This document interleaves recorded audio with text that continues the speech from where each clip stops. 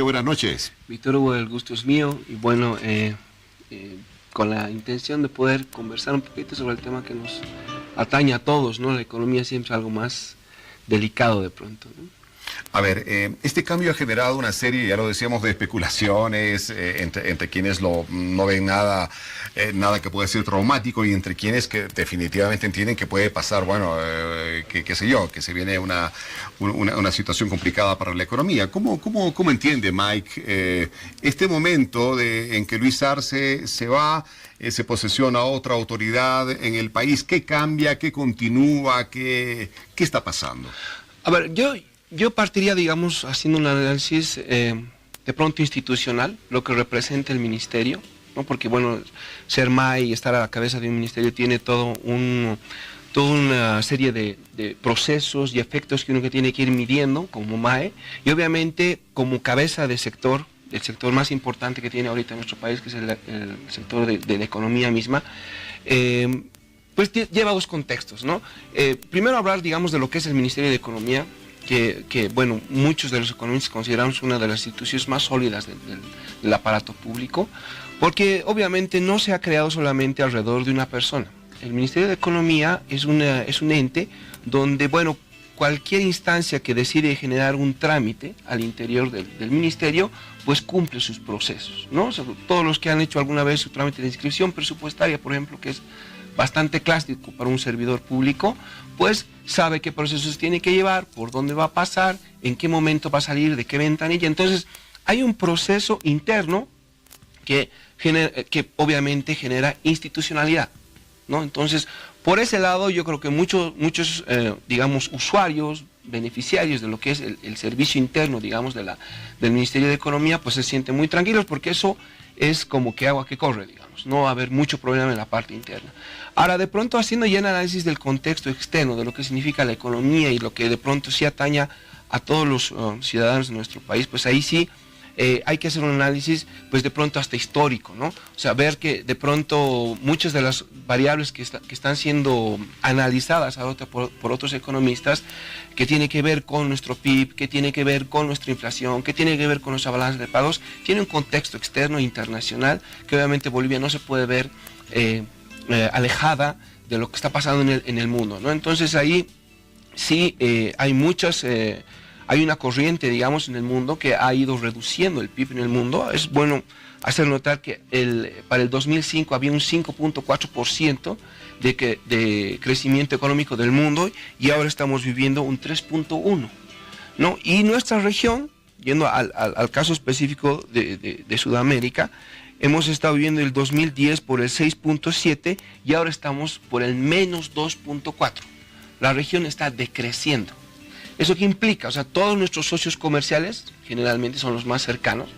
Entonces, obviamente, nosotros sentimos esa baja del comercio y obviamente nuestros ingresos y nuestro crecimiento se ve afectado, Pero ¿no? aún así Bolivia sigue siendo la economía que mayor crecimiento va a tener en la región en este año. Los vecinos decrecen, caen, están en crisis, pero Bolivia sigue siendo la economía que más crecimiento va a tener.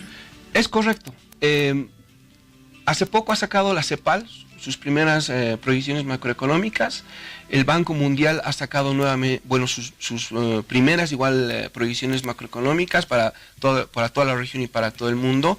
Ahí obviamente ellos son bastante controlados, digamos, ¿no? No se lanza mucho a números bastante exorbitantes, pero aún así nos han dado un 4% de crecimiento, ¿no? Que obviamente eso en términos absolutos, si quieres, para una economía como la boliviana, pues es un salto interesante, digamos, ¿no? Y peor, digamos, en una época donde este crecimiento se ha visto de manera sostenible. Eso en términos generales siempre repercute en la vida de las personas, ¿no? Mejora la calidad de vida, inminentemente, cuando la economía crece en esa velocidad y a esa dimensión. Ahora, bueno, hablamos de vecinos poderosos, ¿no? Enormes, que están atravesando una crisis severa, como Brasil, Argentina, y de repente, bueno, nosotros ahí, los vecinos pequeños al lado, ¿en qué medida pueden afectarnos estos monstruos de la economía regional? ¿En qué medida puede en algún momento Bolivia caer en el rumbo o llegar al rumbo por el que están ellos, una situación de crisis? ¿Estamos lejos de aquello?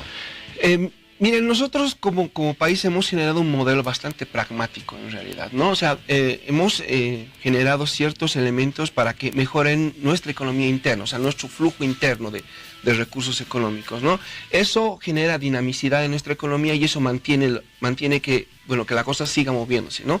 Evidentemente tenemos un alto grado de dependencia de ciertos recursos estratégicos naturales, ¿no? Como es el tema del gas, y obviamente a socios que les vendemos esta cantidad de gas, como es el caso de Brasil y Argentina, ¿no? O sea, son socios estratégicos de nuestro país, los cuales compran en su gran mayoría el gas que producimos. Sin embargo, para el 2016, que es el año que ya tiene números y ya se cerraron muchos análisis, mira, el primer sector que ha tenido la principal incidencia en nuestro PIB es el sector de industria y manufactura, ¿no? Seguido por un 0.9 de lo que son todo el aparato financiero, ¿no? Y el tema hidrocarburífero, obviamente por el tema de los precios y todo esto que ha ido bajando, ha jugado en contra. Vale decir que estamos hablando de un 0.3%, menos 0.3%, o sea, la incidencia ha sido negativa, si quieres. Entonces, obviamente, ya la economía, obviamente estamos pasando un ciclo donde Bolivia puede y tiene que cambiar su matriz productiva, ¿no? Tenemos una fase importante en la cual estamos viviendo y que naturalmente representa una oportunidad para nuestro país. Y yo creo que en gran parte se está aprovechando, ¿no? Hay sectores no tradicionales, como te digo, que tienen pesos sumamente importantes en nuestro PIB y que representan ahora una oportunidad para que Bolivia pueda diversificar su economía. O sea que cuando hablamos de que se reduce o bajan los ingresos por los hidrocarburos, por el gas y demás, no tenemos que hablar necesariamente de que estamos entrando a un periodo de crisis. Estamos viendo que la economía boliviana está sólida y se sostiene no solamente con ello, que es uno de sus pilares, pero es uno de los pilares. Los demás se muestran sólidos. Es más, para ir a temas más puntuales, mira, si quieres hablar de tasas de crecimiento por sector, mira, el tema de establecimientos financieros, su crecimiento ha sido de 7.9%. Es impresionante, es un número casi el doble que lo que crece la economía en general, ¿no? O sea, realmente nuestro aparato bursátil, si quieres, no solamente obviamente de los bancos, sino los seguros, ahí están también los que están prestando ciertos bancos de segundo piso, etcétera. O sea, todo nuestro aparato financiero está funcionando como una máquina, si quieres. O sea, el aparato financiero está generando muchas más utilidades que en años pasados, a pesar de este escenario que lo entendemos, entre comillas, como de crisis internacional por los precios del petróleo. Definitivamente, y no solamente hablamos del tema financiero, sino que la construcción ha crecido 7.8%, esta industria y manufactura que es clave ahora realmente apostar por un nuevo sector, por apostar por generación de valor agregado. Entonces ahí este sector que muchos dicen que está que atrás, que no hay cuando Bolivia salga del rentismo y que no sé qué, aquí hay un número que de pronto revela otro tipo de información y que tiene que ver con que este sector, industria y manufactura, creció 6.2%. Y 6.2%, pues, Víctor Hugo, no es un número despreciable, ¿no? Es bastante alto, es bastante alto. E incluso para un país como el nuestro, digamos, ¿no? Que tiene una economía un poco más pequeña.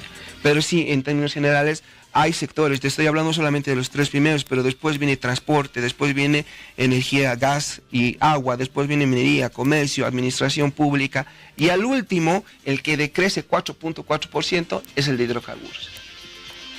¿Cuánto de importante ha tenido la decisión que en su momento se tomó desde el gobierno y bueno, supo traducir en una fórmula que se le aplica hasta ahora por parte del ministro Arce Catacora, ¿no es cierto? Que el reto ese del presidente Morales en su momento era hacer que el Estado tenga mayor presencia en la economía, diversificando un poco la productividad como Estado mismo. Y eso le está permitiendo a la economía boliviana mantenerse a flote a pesar de que los barquitos que tenemos alrededor en otros países están a punto de naufragar. Sí, o sea, hay dos temas ahí, ¿no? De pronto, a ver, ¿cuál es el principal instrumento ahí de la política pública? Tiene que ver con la inversión pública. No la única, pero la principal. O sea, tú realmente a lo que dices que vas a hacer, pues le pones plata, digamos, ¿no? Entonces, en esa lógica, obviamente tú, si eres concordante con tu discurso político, tus acciones económicas tienen que estar también en esa misma línea. Entonces, lo que obviamente puedes hacer notar, digamos, el 95, ¿no? Por darte un año, el presupuesto de inversión eran 520 millones de dólares. 520 millones de dólares, ¿no? El 2016 hemos ejecutado 5.000 millones de dólares de inversión pública. 5.000 millones de dólares, o sea, casi 10 veces de lo que habíamos logrado en 1995, ¿no? Entonces esa plata obviamente gira en la economía. Tú de pronto te das cuenta, o la plata está en el gobierno o la plata está en los privados, ¿no? Obviamente el privado siempre va a tender a mejorar su calidad de vida, o sea, sus intereses, y no porque sea malo, es porque es normal. El privado siempre va a velar por sus intereses, pero un Estado tiene que cambiar esa lógica. Y cuando el Estado decide poner su discurso político y por demás sus recursos económicos en la misma línea, pues genera este tipo de elementos, ¿no? O sea, no solamente lo económico, porque al final lo económico, y el caso de Perú, por ejemplo, lo económico es interesante lo que pasa con Perú, de pronto un punto más que nosotros el año pasado, pero si te das cuenta, ¿cuáles son sus indicadores económicos? ¿Cómo va el Gini? ¿Cuánta gente ha salido de la pobreza? ¿Cuál es la relación más pobres, más ricos? Eso ahí todavía ellos tienen un problema. Mientras que Bolivia ha dado grandes saltos en esos claro, rubros. Con la reinversión de muchos de sus ingresos en proyectos sociales de alta trascendencia que han tenido repercusiones muy interesantes. Definitivamente. Bueno, el objetivo de este programa esta noche es dar oportunidad a que las autoridades del gobierno, analistas, puedan darnos una visión absolutamente clara respecto de cómo está la economía, porque las especulaciones con temas tan sensibles como estos pueden generar algún grado de inestabilidad, y es lo que todos los bolivianos tenemos que evitar. Mientras estemos más tranquilos con que las cosas estén bien, definitivamente vamos a dormir mejor.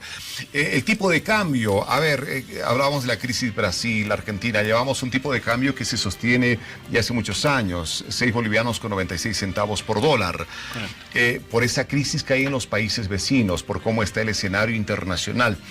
¿Hay la posibilidad de que este tipo de cambio pueda variar a futuro? A ver, yo con el tipo de cambio creo que hay que ser bastante cauto. O sea, a ver, ¿tú por qué deprecias tu moneda? Porque quieres ganar en términos de competencia de productos que compites alrededor de tu país, ¿no? O sea, yo evidentemente voy a depreciar para que mis productores nacionales puedan comprar más insumos y puedan vender a mejores precios afuera, ¿no? Pero ahí obviamente estamos en este camino de cambiar la matriz productiva en nuestro país, pero todavía no lo hemos hecho.